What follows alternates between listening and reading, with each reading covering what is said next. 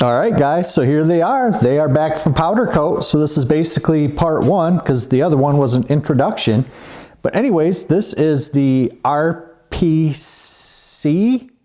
Reinhardt plasma cutting frame kits. I bought these as weld up, do it yourself, like this right here. So it basically comes in a box and you are responsible for figuring out how the heck it goes together and welding it, painting it, or powder coating, and doing all of that. And I am doing this video because I found zero information on this frame and all the parts needed, because you don't just, it's not a one-stop shop. So I'm trying to help everybody out because I work on these carts all the time. But there's 3 of them in here right now. So I'm very familiar with all these parts and how they go together.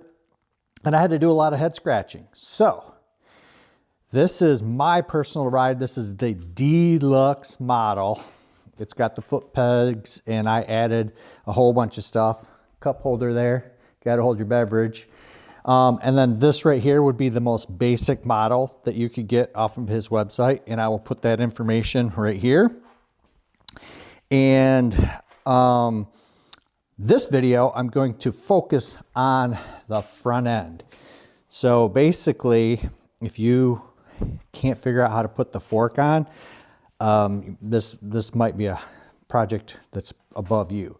But anyways, this is what I came up with. This is for the fat tire. You can get the forks that are straight down. It's the same process, but you obviously won't have a big fat dirt track tire. And you just have a skinny one. So basically, this is what I came up with. This is my preferred method.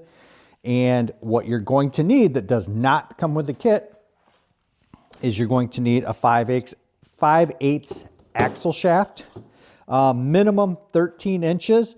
And I highly recommend getting stainless steel like this one right here so that it will not rust on you.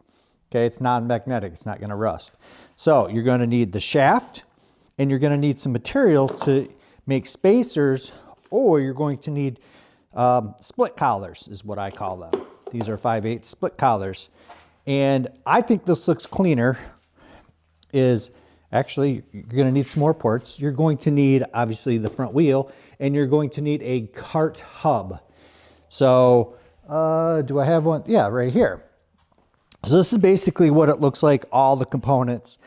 But my preferred method is it deletes 2 of these shaft collars by just basically figuring out where your wheel is going to be centered, and then you mark that and measure the distance to cut your spacers. So originally I had it this way where I just found out the center line, and then I clamped this down, and then I just did a random length of a spacer right here. This is aluminum material, and I just put a shaft collar here so that it keeps your wheel centered. Does that make sense? I was like, I just hate seeing that. So what I came up with is just basically just cutting spacers on both sides so that it holds it in place. And I think it looks a lot cleaner. And obviously these are going to be painted. So you can use steel that fits over it. It's just has to have the right inside diameter. I've even did this is irrigation pipe, but this is a tight fit. But what I found is this is literally, if that will focus, it says a white aluminum spindle. So you can go to your hardware store and it's thin wall, it won't rust, super lightweight, pretty cheap.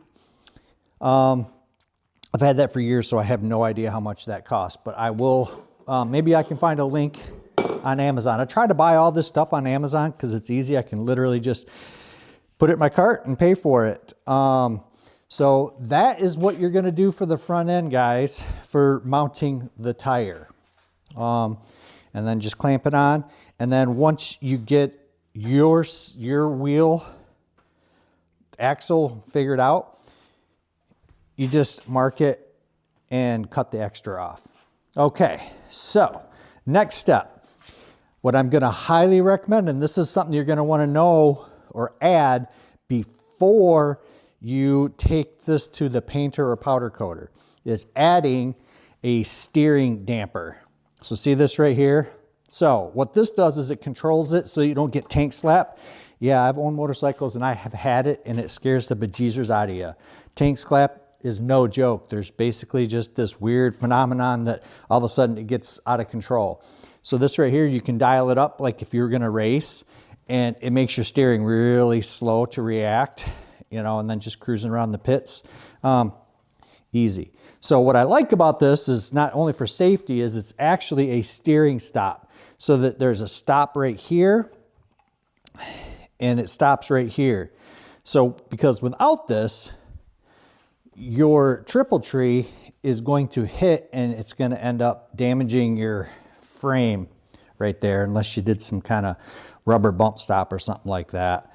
But I like them, and that's why I'm going to recommend it. So with the deluxe kit, it was a real pain because a lot of times you can just put a clamp on here and put a clamp on here. But with this, there was no area to put a split collar. So I had to weld this tab on there.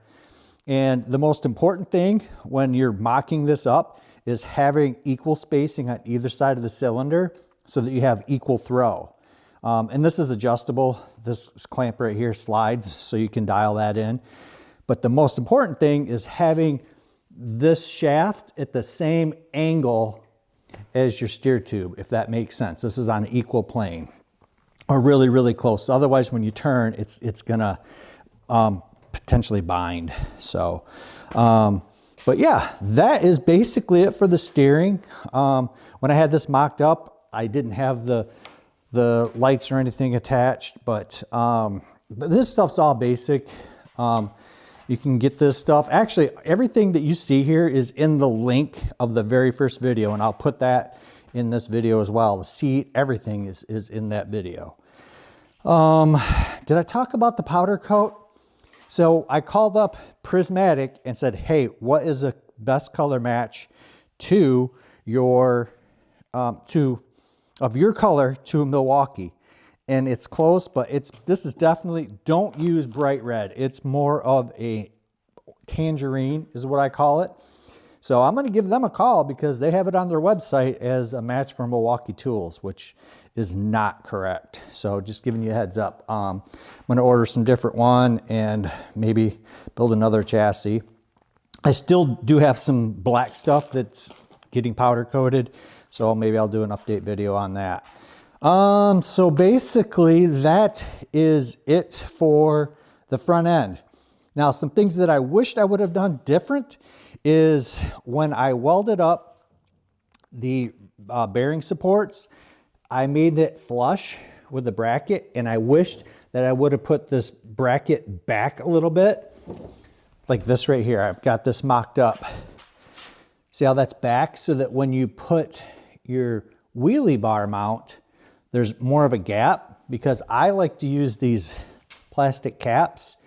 And when you put the plastic cap on there, it kind of, it fits, but it's not perfect. So in hindsight, I would have brought that back so that there would have been a space. What you can do is grind this, but again, this all has to be done before you powder coat, right? All right, so basically I'm gonna cut that short. That's basically it. I am gonna do 2 more videos, one on this rear axle, because there is a lot of stuff to figure out as far as mounting the brake and the spacing, and you have clearance issues you got to figure out, and then all the parts. So this is all the rear end parts right here. You're going to need hubs, spacers, carriers, bearings, brake hub, sprocket carrier. So I'm going to do another video on that, and then I'm going to do a part 3, which is about the motors, because the motor is basically the heart of the beast, right? So I am going to use a torque converter. So I'm using riser blocks, and in that box is an Amazon electric start. So it only comes for a non-Hemi, and this is a Hemi. So I could switch over the crank because of the taper and all that stuff, but that is going to be the part 3. And then we're going to do some ripping videos. It is freezing cold, so we might do some ice racing type videos.